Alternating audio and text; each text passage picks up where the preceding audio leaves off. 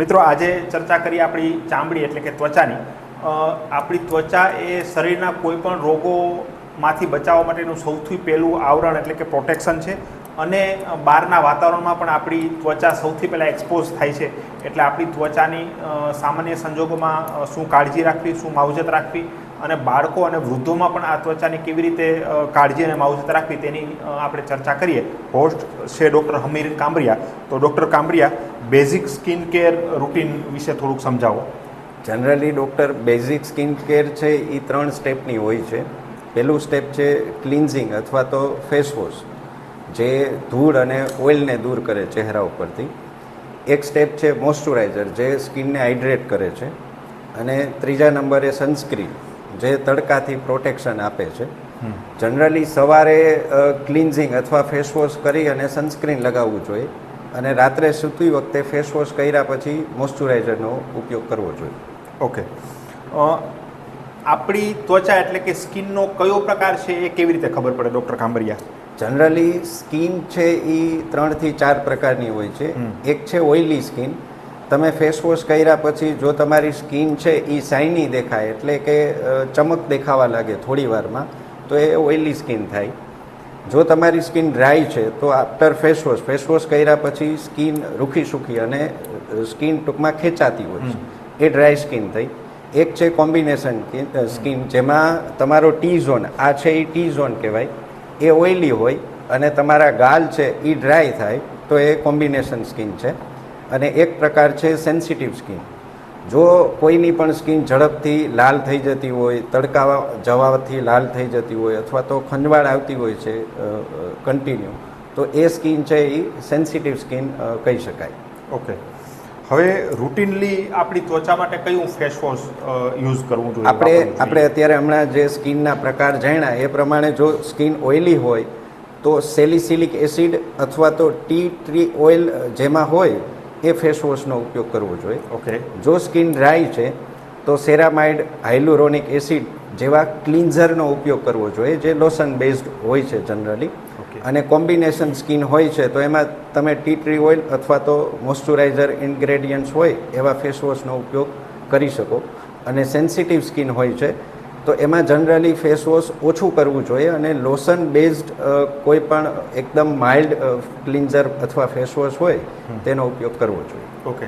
આ જ રીતે સનસ્ક્રીન વિશે થોડીક માહિતી આપો. જનરલી સનસ્ક્રીન વિશે ઘણી બધી માહિતી ફરે છે, પણ એમાં સાચી હકીકત છે એના વિશે હું 2-4 પોઈન્ટ કહીશ.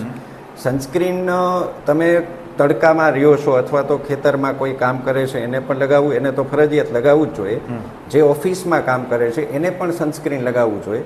જે બહેનો છે ઘરકામ કરતી હોય છે, જે ઘરે રહીએ છે કન્ટિન્યુ, એને પણ સનસ્ક્રીન લગાવવું જોઈએ. એટલે કે હરેક વ્યક્તિએ સનસ્ક્રીનનો ઉપયોગ ફરજિયાતપણે કરવો જોઈએ. એટલે જે લોકો માને છે કે તડકામાં જેમને વધારે નીકળવાનું થાય એમણે સનસ્ક્રીન લગાવવું જોઈએ, પણ એનાથી ઉલટું જે લોકો તડકામાં નથી નીકળતા એમના માટે બધાએ સનસ્ક્રીન હંમેશા બધાએ લગાવવું જોઈએ.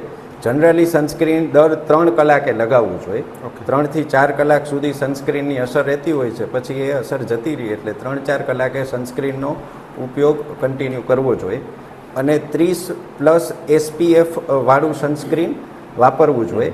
અને એ કેટલું લગાવવું જોઈએ તો કે 2 ફિંગર યુનિટ એટલે કે 2 ફિંગર જેટલું સનસ્ક્રીન લેવું જોઈએ.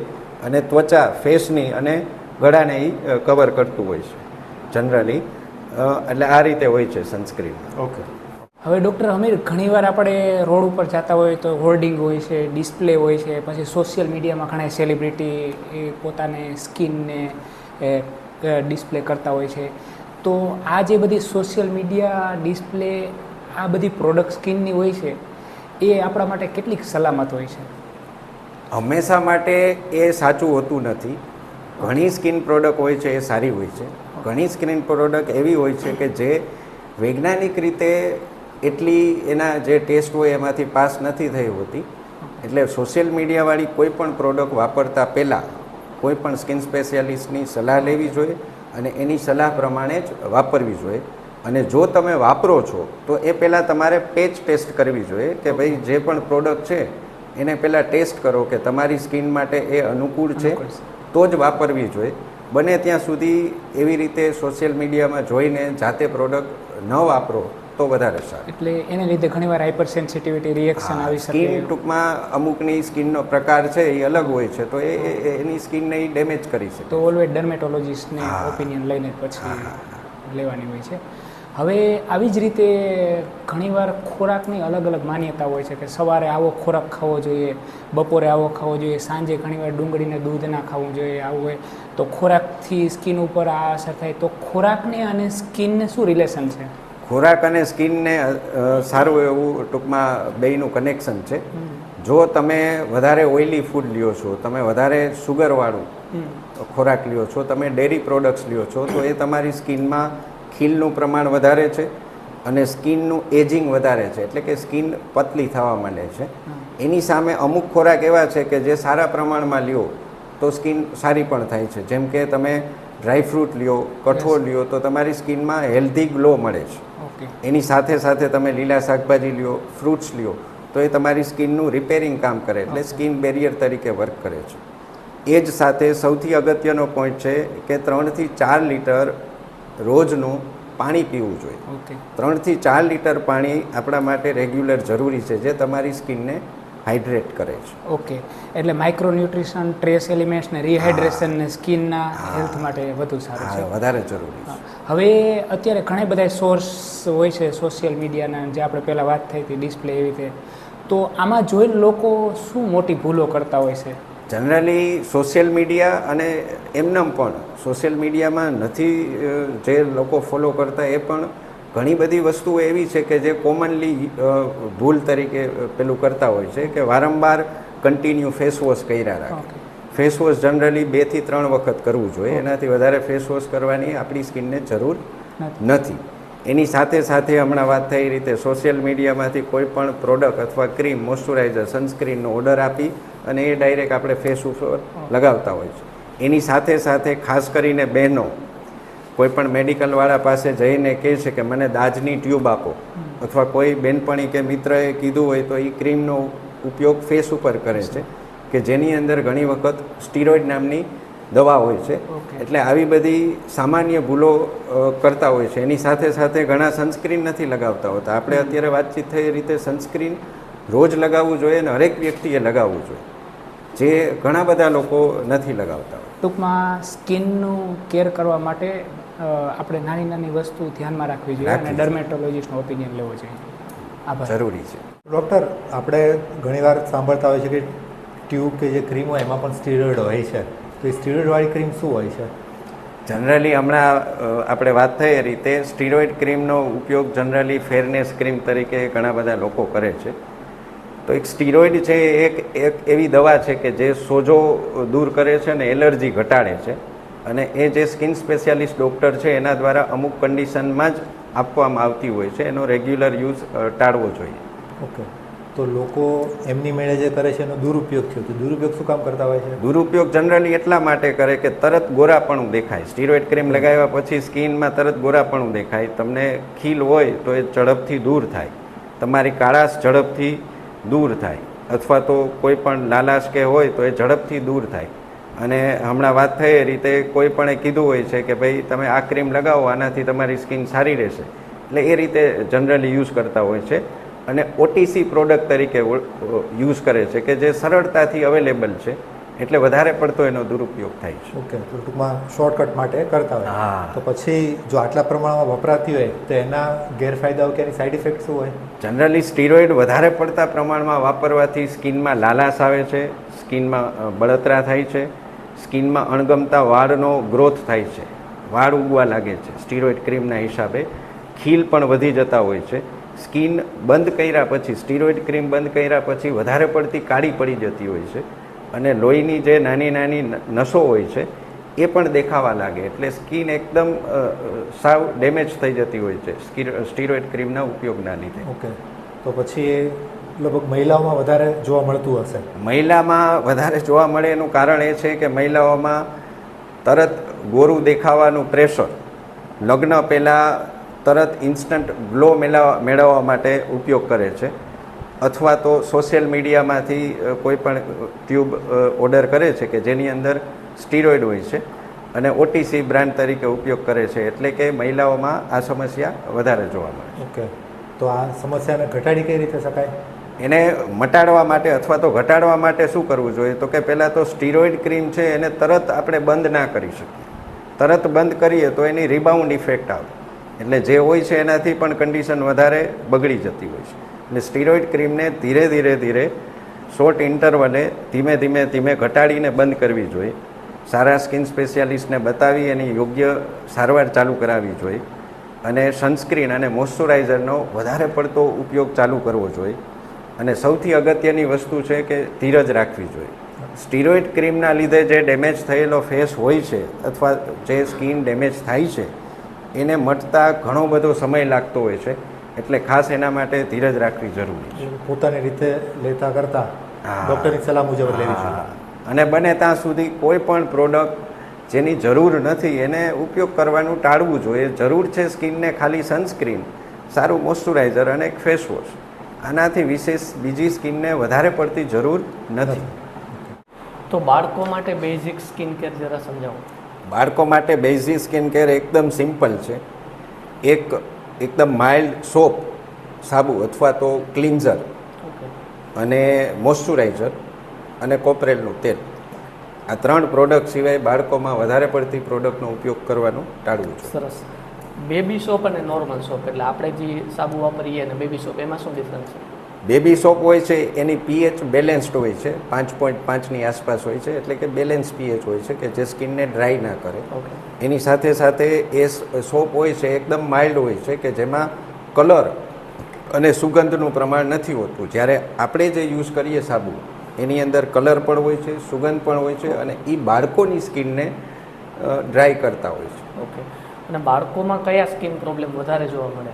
બાળકોમાં જનરલી વધારે પ્રમાણમાં જોવા મળતા સ્કિન પ્રોબ્લેમમાં એક ડાયપર રેશ, એક સ્કિનની એલર્જી એટલે કે એટોપિક ડર્મેટાઇટિસ, એક જનરલી અળાયું વધારે જોવા મળતી હોય છે અને સ્કિનમાં લાલ કલરના લાલ ફોડલીઓ એટલે કે રેસીસ જોવા વધારે મળતા હોય છે.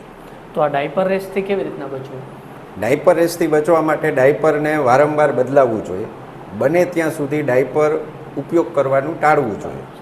જરૂર છે ત્યારે ઉપયોગ કરી શકાય અને ઉપયોગ કરો છો તો એને વારંવાર ચેન્જ કરવું જોઈએ. ચેન્જ કરીને સૂકવી નાખવું. અને બાળક પેશાબ પાણી કરે એ પછી તરત એ જગ્યા છે એને કોરી કરી દેવી જોઈએ, ત્યાં ભીનાશ ન રહેવી જોઈએ.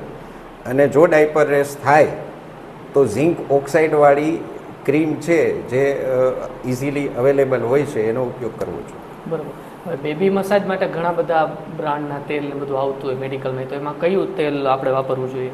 બેબી મસાજ માટે જનરલી કોપરેલનું તેલ અથવા તો વધીને સનફ્લાવર ઓઇલ, આ 2 ઓઇલનો ઉપયોગ કરવો જોઈએ. એમાં સૌથી બેસ્ટ છે કોપરેલનું, પેરાશૂટનું કે કોઈ પણ કંપનીનું સારું એવું તેલ. એનાથી મસાજ કરે તો જનરલી બેબીને કોઈ પણ એલર્જી થતી ઓછી જોવા મળે છે.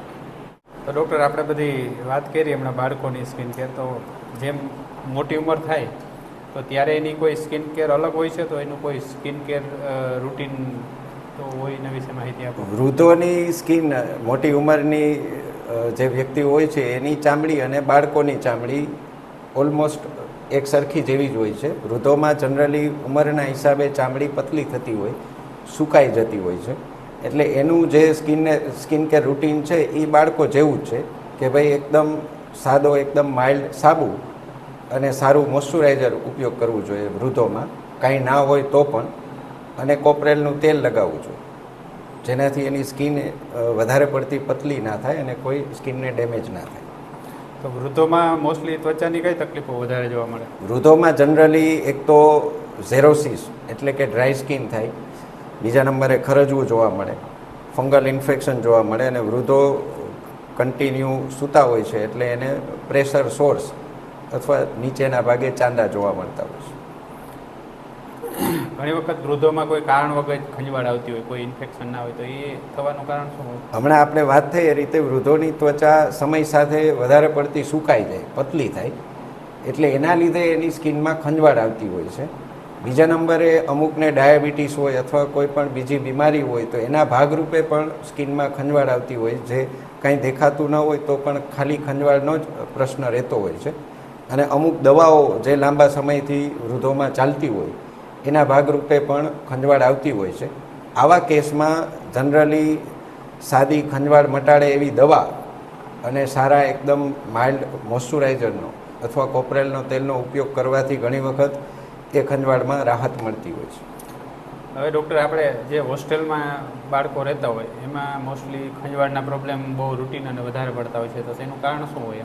સૌથી અત્યારે સળગતો પ્રશ્ન આ હોસ્ટેલના જે વિદ્યાર્થીઓ છે એમાં બહુ વધારે જોવા મળે છે અને બહુ છોકરાઓ પરેશાન રહેતા હોય છે. એના લીધે જનરલી હોસ્ટેલમાં કપડાં ધોવાની સિસ્ટમ એકસાથે હોય છે, છોકરાઓ એકબીજા સાથે બધું શેર કરીને રહેતા હોય છે અને એટલી ચોકસાઈ નથી હોતી જેટલી ઘરે હોય છે, અને ખોરાક પણ એ લોકોનો થોડો એવો હોય છે, એટલે એમાં વધારે સ્કિન પ્રોબ્લેમ જોવા મળે, જેમાં ખાસ કરીને ખસ અથવા ખાજલી અને દાદર સૌથી વધારે હોસ્ટેલવાળા વિદ્યાર્થીઓમાં જોવા મળે છે. બરાબર. તો એ આપણે થતું અટકાવવા માટે શું કાળજી રાખવી જોઈએ? એના માટે બહુ બેઝિક કાળજી છે કે ભાઈ દિવસમાં 2 વખત નાહવું જોઈએ.